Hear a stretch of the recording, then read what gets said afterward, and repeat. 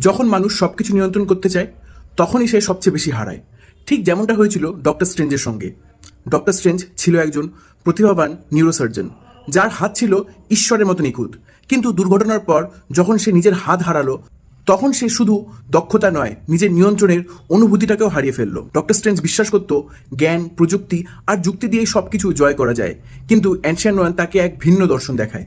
তুমি তখনই সত্যিকারের শক্তিশালী হবে যখন তুমি ছেড়ে দিতে শিখবে। এখানেই আসে সেই দার্শনিক সংঘাত, the ego of knowledge versus the wisdom of surrender. Strange শিখলো সবকিছু বোঝার চেষ্টা করলেই উত্তর মেলে না। কিছু জিনিস বোঝার নয়, অনুভব করার জন্য। কিছু যুদ্ধ জেতার নয়, আত্মসমর্পণ করলেই শান্তি আসে। শেষ পর্যন্ত সে বুঝলো মহাবিশ্বকে নিয়ন্ত্রণ নয়, বিশ্বাস করতে হয়। আর নিজের অহংকে ভেঙে তবেই সত্যিকারের জাদুকে বোঝা যায়, উপলব্ধি করা যায়। তুমি কি মনে করো, জ্ঞানী শক্তি নাকি আত্মসমর্পণই মুক্তি? তোমাদের মতামত অবশ্যই আমায় কমেন্টে জানিও। আর ভিডিওটা ভালো লাগলে, এরকম আরও ভিডিও দেখতে চাইলে ভিডিওটাকে লাইক করে দাও, চ্যানেল সাবস্ক্রাইব করে নাও। Thanks for watching.